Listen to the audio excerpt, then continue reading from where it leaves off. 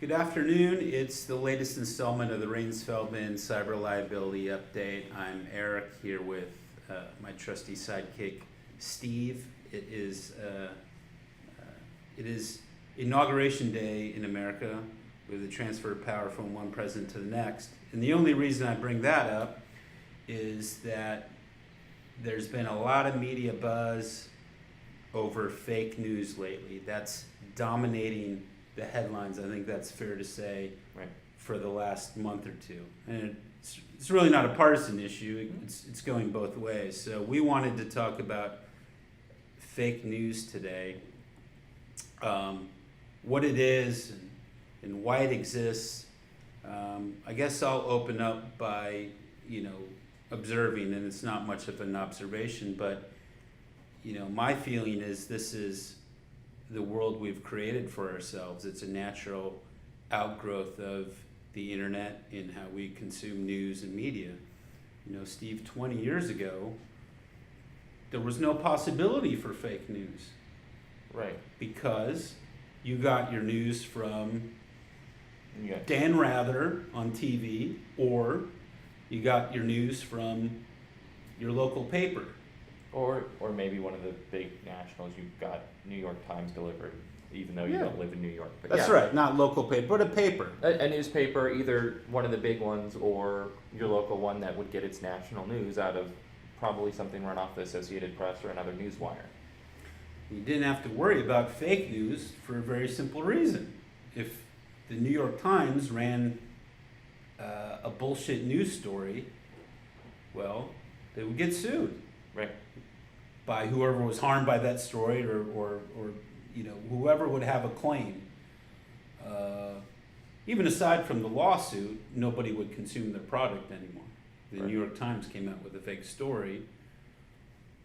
They had Nobody's going to read the paper, so they had a real economic downside incentive to make sure their reporting was accurate.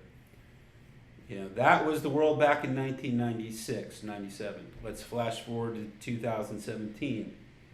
It's not the case, is it? Can you tell us, in our loyal dozens of viewers, why, from a legal perspective, what's going on and why things have totally shifted? Well, the biggest shift is the difference in where people are actually receiving their news.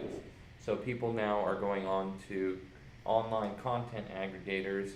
The big ones would be something like Facebook and Facebook News or Google News.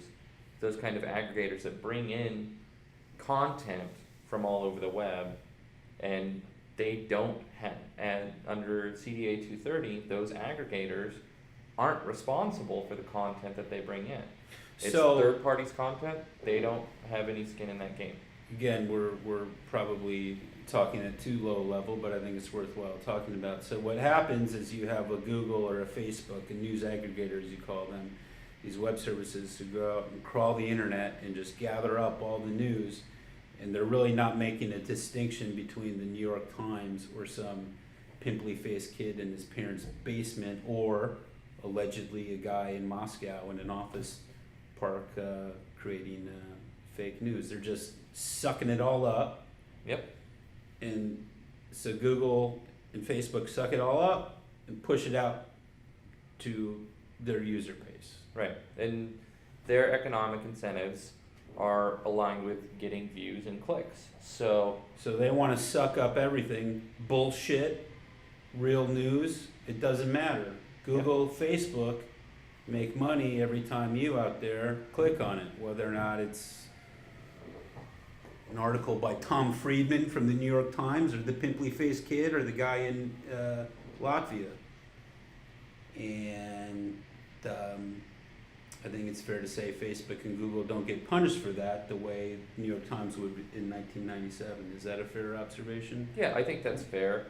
There seems to be, and there's been a lot of talk recently that the reputational issues that you were talking about with the New York Times are starting to play against Facebook and Google News a little bit, and that's why you've heard them announcing that they're trying to be better about fake news and trying to crack down on it.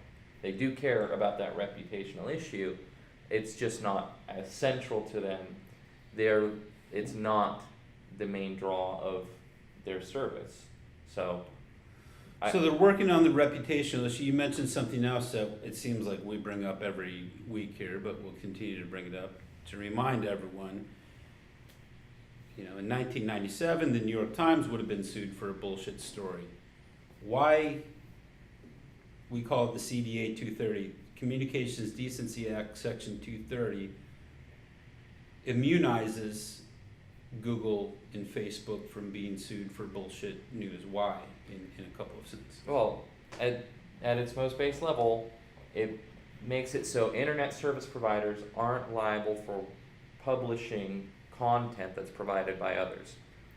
The original thought behind this is encouraging communication by third parties, things like message boards or chat rooms or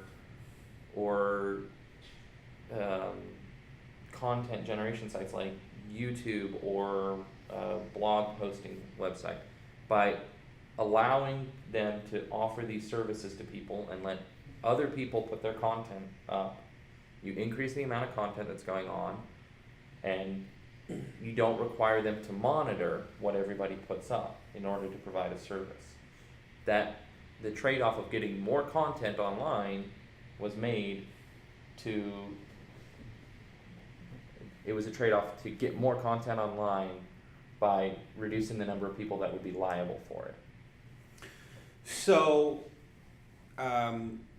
Republicans, Democrats, all the political people in an uproar about fake news, influencing elections or outcomes. This is the world that you have created. You have Section 230 of the CDA. Now, I happen to think that it might be time to retool that. The big internet companies like Google and Facebook disagree. So this is a tension, I think. We did our prediction show last week. Maybe I'm making a new, better prediction that CDA 230 reform, I think I just coined a phrase, Yeah. maybe that is a big story in 2017, because if Google is on the hook in some form or fashion for aggregating fake news, obviously Google is going to employ people at Google to sift that crap out, the same way that the Washington Post and New York Times do in print. So let's keep an eye out for that in the new year. That's it for this week's Cyber Liability Update. We'll see you next time.